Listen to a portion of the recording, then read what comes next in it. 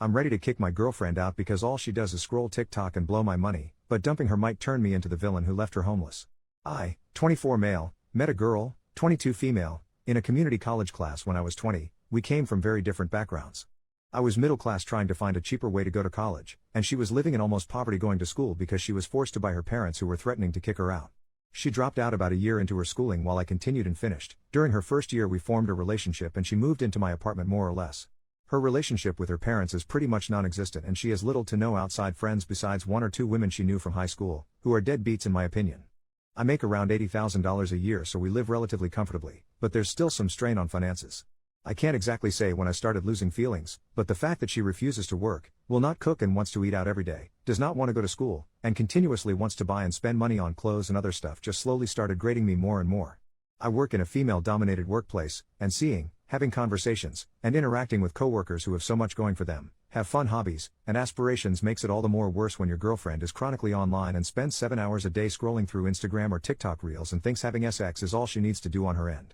Our relationship isn't bad, we have fights every now and then like an average couple, have an active sex life, but that's pretty much it. From her perspective if I broke up with her it would be out of nowhere, but I'm pretty much done, and know I could move on quickly and have nothing to be regretful about as shitty as it sounds. The problem comes in her having no job, no finances, almost no friends, and no family support unit. I'm not a monster, I don't want to make someone virtually homeless, but I don't want to be stuck with someone who has nothing going for them either. I don't know what to do. Update the next day. For starters I want to thank everyone for all the advice I was given on the last thread as it helped me formulate how I would go about doing this. When I made that post I was having an extremely bad day and didn't expect it to blow up like it did, so I don't think I was able to give her a fair defense. Also I got dozens of messages, ranging from asking me to hand out her contact info so they could take her in as a live-in ex-girlfriend, to helpful advice telling me to start hiding anything valuable. When I had said that she had come from poverty, her father is a laborer while her mother also lives a similar lifestyle to how she lives now. Their home is maybe 1,100 square feet and in a terrible place in town, and given her father's past ultimatum, I don't think he will take her back as she hasn't been back home in years. Yes, I have talked to her about this, since January maybe 3 times. Either by gently telling her it would be nice if she went out more to find a hobby at the very least to flat out saying she was wasting away on her phone and that she needs to get a job or go back to school.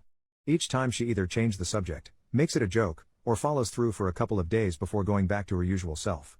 She is a kind partner, who asks me about my day, always tries to make me laugh or lighten the mood when I get annoyed, and generally shows a lot of affection. Which makes me feel terrible when none of that works anymore, and I just see her as another person. Now for the confrontation. Last night when we were both getting ready for bed, I didn't take my clothes off and instead just stood there telling her we needed to talk. At first she was just smiling and jumping up and down on the bed with her knees thinking I wasn't as serious as I was, but eventually she was able to read the mood. I told her something wasn't feeling right anymore, that I've tried to make this work and be patient with her for the past few years, but I didn't know how much more time I was willing to spend waiting for her to get a job, go back to school, or just get a hobby if anything. I told her that it annoyed and grated me that she just didn't seem to care about herself, and that I hated she had no goals or aspirations. This was probably the first time in a long time she was as attentive as she's ever been during this conversation, and agreed to whatever I was saying, even also giving suggestions on where she can apply, what courses were starting to interest her, and even said I could look over her as she submitted applications online to make sure she wasn't lying. In her head it seemed like I was still willing to make this work, and a part of me believed this would finally be the moment that she would change. So it made the next part even harder for me and for her. At her first I told her I didn't love her the same way, which slowly but eventually led to me saying I didn't feel anything at all about this relationship and was jaded. I was tired and wanted a fresh start with someone who was more goal-oriented, and wanted something more out of life. When she realized what I was getting at, she started to cry and asked why I didn't mention this sooner, and I said I've always asked her to cook, to go out with me to try something out, or to just go back to school, even when I offered to pay for her classes. Anything. She said she understands that part, but was upset why I didn't say it was leading to me losing interest in her, because from her perspective it seemed as if I still loved her all the same. She started apologizing, saying she wasn't in the right mental state and saying nothing was motivating her, and she genuinely had no interest in any hobbies. The only thing she liked was spending time with me, which is all she looked forward to in the day when I came home. None of this was really affecting my emotions besides making me feel uncomfortable, so I tried to continue by saying, I think her lifestyle would be better with another person, but she immediately cut me off and became more panicked. She started to apologize again for what she's done and said she would be a better girlfriend, that she would go with me tomorrow to wherever I wanted to go, and would look for courses in August that she could start doing. But she did not want to lose me since she had nothing else in life, and absolutely hated that I stopped loving her. There were so much tears and snot that I said we would have this conversation again when she calmed down, and we eventually did in an hour or so. She pleaded to give her 2 months to make a change and give her another chance, and promised that she would change. Again she listed off all the places she would apply to and said she would be a better partner. I never wanted to make her homeless, So this seemed like a good settlement, even though I still had my doubts. I then reaffirmed that I wanted to see other people, but she seemed much more adamant on this issue than the aspirations issue that she would be able to fix this. She said just give her a month to try and make the relationship work, and asked me again and again on what she could do to make her love her again, and that she didn't want me to hate her. She said that this was the worst part of it all, in the only person that she had just being done. It seemed as if she was about to break down again, so I said okay, we'll see how this relationship is in a month. In my mind, if I'm allowing her 2 months to get back on her feet, then by a month she would already be ready to move on. I also didn't want her to suffer a complete mental breakdown while I was still living her, so giving her a month to let her fix the relationship would give her enough time to accept things. I slept on the couch last night, and will probably continue doing so for a while. She came out at about 3 a.m. wanting to talk some more, but I said I was exhausted and we would do it tomorrow. She then slept on the floor beside me for the rest of the night, apologizing again. When I told her to stop, she silently said okay and sobbed for a bit under her blanket. But that's everything that's happened, so far. This was one of the hardest things I've ever had to do, but I regret nothing and feel much better letting everything out. I don't know how this situation will be in 2 months, but I was firm that it was the deadline.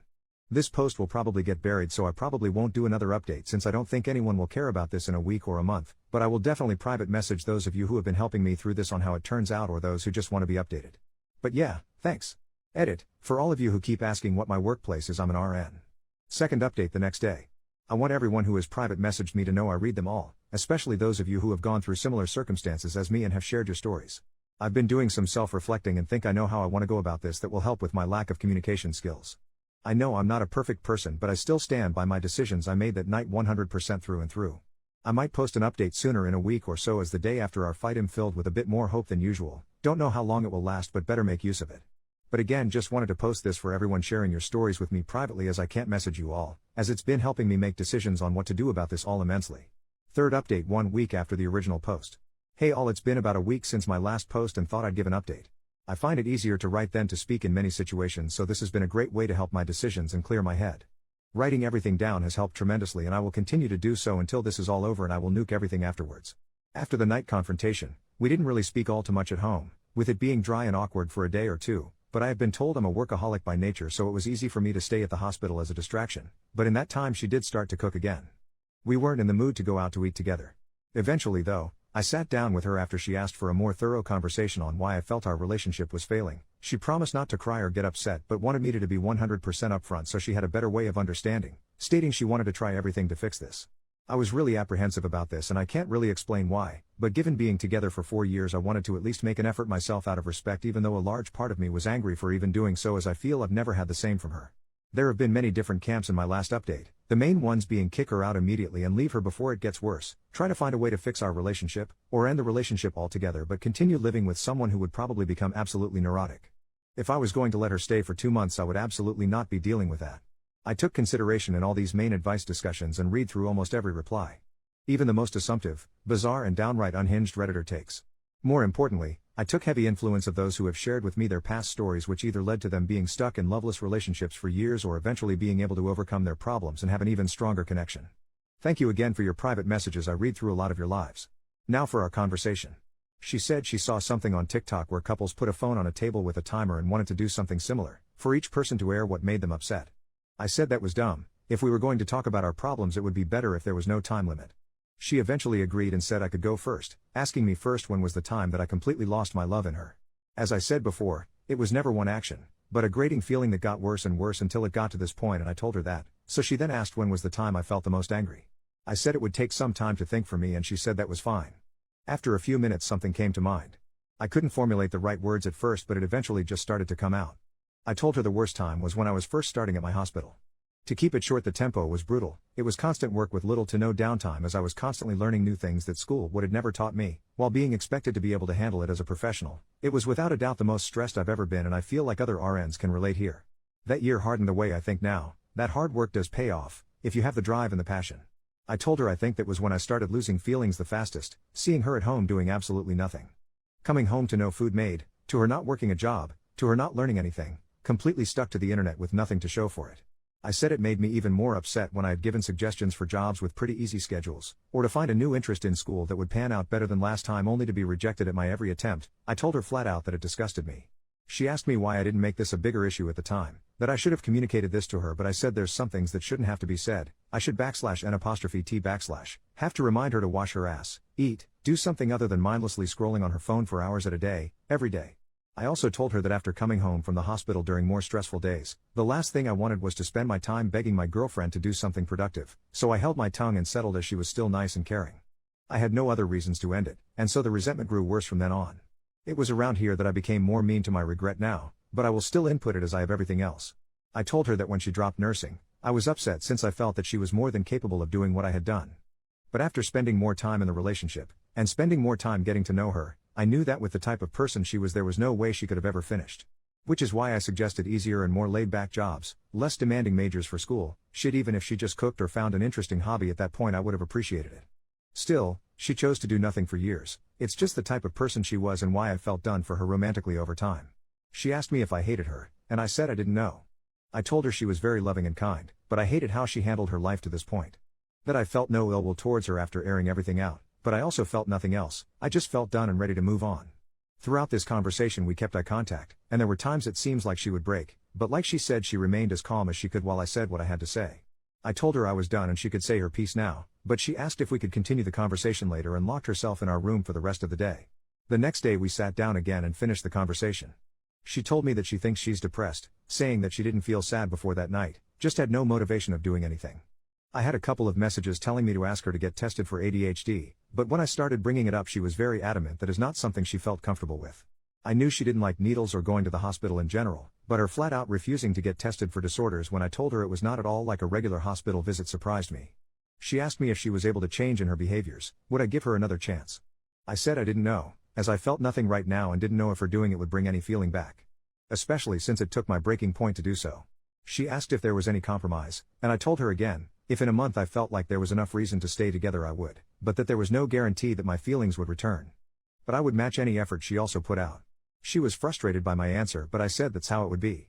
She gave me a piece of paper to look at that she was working on last night that had a list of hobbies and interests she wanted to look into, the two major ones being photography and cooking again. She told me that she was looking into these while also showing me her phone, giving proof that she was putting in applications on Indeed and Glassdoor for some entry-level positions that she might get hired in. I told her if she was able to show enough passion or interest in these hobbies that she showed, I would not care about her working, just anything to improve herself. But if she didn't do anything at all, then it would be best to look for a new job to help her if she moves out. I've also been asked in private messages if I have any personal friends to talk to. There's 2 female coworkers I confide some information in given how many hours we work together at our hospital, and who I completely trust as in my opinion they are extremely grounded. They both said I would eventually get love bombed and this would all go back to how it once was, and that I needed to stand firm with moving on. They've very helpful friends who have even offered to let me stay over for a few nights, giving the reason that I would fall for her manipulation if I continued being anywhere near her, in their own words. But it didn't feel right since I'm still technically in a relationship, but I said I would consider it if the situation worsened. But again, I find them grounded, so I always try to take their advice to heart. Despite numerous messages from you all privately or openly telling me that this will be a mistake, I want to make the attempt to give this one last try. Though I feel heavily closed and guarded and still feel indifferent with our current situation. But a lot of you have told me this can eventually change with enough work from both parties. I have also taken the advice of those saying to cut off sex, which was my intention from the start anyway, by continuing to sleep in the living room. But each day she has been sleeping on the floor right below me, even when I tell her I'd rather be alone with my thoughts, telling me this is something she would not accept. But that's everything so far. Next update will probably be at the month mark, as there's nothing else I feel like I need to say for now, just waiting to see if things can get better now that we're working on this somewhat. Fourth update 3 weeks after the original post. Hello. A lot has happened in the past 2 weeks. It's actually felt more like a month with how much has gone down. My girlfriend was very proactive last week. It was a manic influx of energy as she tried to get interested in many different things that she thought she could enjoy. I kept my promise in meeting her halfway and tried my best at helping her in whatever way I could. The only real interest that she's been mainly sticking with is photography. I've said before that she has a stockpile of clothes that she's had over the years, and she sold a few of them on Depop in order to get enough money to get a Canon 250D camera that she says is good for starting out. She's looked a lot more into this than me. I strongly assume she stuck with this hobby as it gave her a chance to spend more time with me, as she continued asking me to go out into the city to take pictures and test out her camera. Given that I had promised to match her energy and didn't want to be a hypocrite, I did so even when I came home from longer shifts at the hospital. There was a major change in her behavior, however. While she usually was a very loving and affectionate partner, it had been turned up to its max during the first week. She asked me maybe 8 times a day how I was doing, if I was upset, what I wanted to do for the rest of the day, etc., just trying to gauge my mood. When we went out, her PDA was also maxed. She wanted to kiss, hold hands, and spend the night out as long as possible, even when I said I had to go in early to work the next day. It's hard to describe in words what she was doing. I don't know if it was exactly love bombing, but with the energy she putting out, I was fully expecting a crash to come, and it did during the second week. I'll talk about that in another post. There was only so much I could handle before I needed a break, especially with how I was still feeling after everything that had happened prior. My friends at work are the only other people I have been engaging with, and I've told them everything that has been happening. They warned me again that I was getting love bombed like they predicted, and it would only get worse. They asked me what I would do if I was stuck with her longer than 2 months, and I said my lease would be ending soon, so it was helping ease my mind, as I wouldn't mind moving if this all turned out for the worse, while still giving her enough time of a heads up. They stated their concerns that I was coming to work more tired than usual and it was getting noticeable, but I told them that I felt fine. During the weekend they had insisted that I go out with them to help my mood, stating that too much time in my apartment was not good for my health in my current situation. I declined when first offered, but after being asked again the day of, I agreed, and for most of the day I was with them having a really good time. In fact, it helped to regain my mood considerably. Naturally, my girlfriend was wondering where I had been the entire day, but I told her I had been with friends, and even though she was disappointed we couldn't go out for the day, I promised her we would spend all day tomorrow together. I get continued messages that I should immediately drop my friends and that they are manipulating me and my decisions, and think what you may, I know they are good people who look out for me. They played a large part in me quitting smoking this year, which although has made me more anxious at times, has helped with my health considerably. There's a different type of bond you form with people in our work environment, and I trust my coworkers with my life, for lack of a better term. Anyway, that's most of what happened the first week. Putting everything for the second week would triple this post, and it's hard looking back on it as it happened so recently and I still feel heavily raw. Large part of me posting this update to help, as writing everything out has always been a therapy for me. But yeah, thanks for your messages, and I'll try to reply to those of you I promise to keep updated for more relevant details. Fifth update 2 months after the original post. This is a very long post, just as forewarning. I've been holding back posting this for a while, as whenever I begin to write, I cannot continue without having to stop. But now that over a month have passed, I think now is the best time to reflect. There might be parts in this post that don't make too much sense chronologically, but given that I've been writing and taking breaks over multiple attempts, some past tense might be off as to where I began and left off. When I said the crash of emotions would come, I was right. It was ugly, loud, and could have been easily prevented in parts. When I posted my last update, I was not in the right mental state, so reflecting on the week before and writing helped to calm my nerves. I'm also a bit embarrassed to admit that I started to smoke a bit again, but it also helped tremendously in my mental, which was getting close to crash as of recent, and without the help of my friends I didn't have much else to turn to. This breakdown was something I could not tell them since I didn't want them stepping in. There had been a point where my girlfriend was in a not so well mood during one of our outings to the city. After returning home, she had said I was being dismissive, and if I felt angry or upset with her. Trying to be better with communicating, I said that I was getting uncomfortable with her constant need of affirmation and affection, as it was continually constant. Given that she was still sleeping in the living room at night, I was getting no time alone to myself at all while at home, and after so many outings, I was starting to get physically and emotionally drained. Truthfully, I felt physically tired more than anything, and given what my coworkers and my girlfriend say, it tends to show on my face more worse than it is. My girlfriend seemed to take this heavily, and didn't attempt to talk with me for the remainder of the day, along with the next, but was in a much more brooding mood during the second. Maybe it would have been better to apologize or communicate better during that point, as it might have been the point that a lot of this could have been avoided if I said something, but I instead took the time to nap and spend time alone, which I had rarely the chance to for over a week. Then came the third day. A lot happened over the course of this day, and a lot was said, and this was where the breaking point occurred, which caused further problems throughout the following week. I will try to be as thorough as I can, remembering everything that happened, from the start of the day to the end.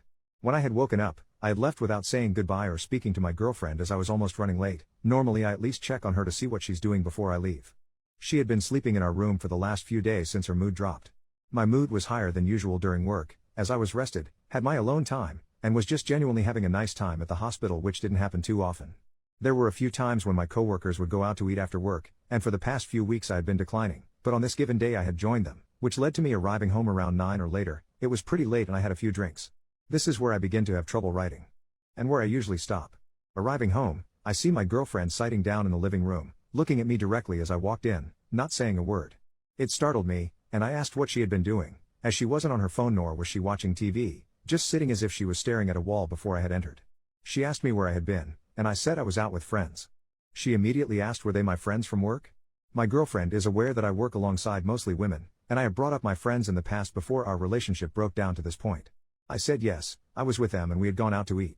She asked me if I had been drinking as well. I don't know if it was noticeable or not or just a random question, but I said that I had. There was a period of uncomfortable silence that felt a lot longer in memory. She eventually brought up my month deadline on whether my feelings would change, and she asked if they have. It took me a minute to reply as that question had taken me off guard, and I said I appreciated her efforts in what she was doing, but I was still unsure of our future together and couldn't give her a direct answer. She told me again that during our outings together, that I was being dismissive, and that she felt I wasn't putting in the same effort to make this relationship work. I asked what she meant, as I was going out with her whenever she asked and matching her effort in finding hobbies whenever she thought of something she enjoyed. To me it just seemed like something she was just saying out of neediness. I think it was at this point she started to lose her composure, as her voice couldn't remain constant. She told me if I was aware that I wasn't smiling when we were outside, that I was quiet and rarely talked when we were spending time together. I told her she already knew how I felt, so for some of it, my mixed feelings shouldn't come as surprise. But I also explained again my lack of talking was just from being tired from work, but I don't think she believed me.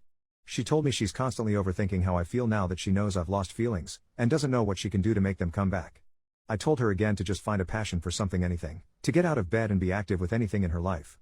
She says it's been 2 weeks and she's been as active as she can possibly be, to the point that it was causing her mental stress, but my mood wasn't improving, and she's wondering if anything will actually change now that it's closer to a month. And then came the full breakdown. Through tears and a broken voice, she tells me how much she loves me, how much affection and love she has given me throughout this relationship, just for me to throw it away over something as stupid as my conditions, as if it was just an excuse to end things, if I ever really loved her at all while we were together. She goes on to say that even with how upset she is at me, and how hurt and betrayed she has felt by the one person she has, that she still loves me and wants to continue our relationship. She tells me there will be nothing for her if I leave, no one, no place, no future, her will to live will be gone and she won't know what to do with herself. Now there's a lot I could have said during this, but I don't think I can accurately convey just how hard she was breaking down emotionally during this exchange. There were points as to where she was almost screaming, completely bawling, and it all just made me freeze, as this was the first time I've ever witnessed her fall apart at this level.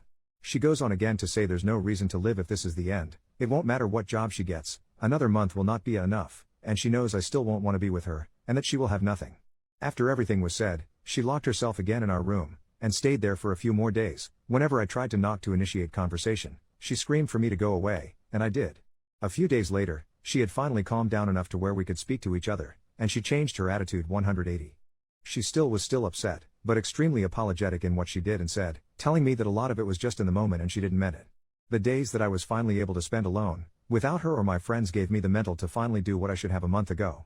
I told her as gently and as calmly as I could that it was over, that there was no chance that we could be together at this point and I no longer wanted to be in a relationship. I told her I would let her stay for an additional 2 months until she could find a job and help her get on her feet.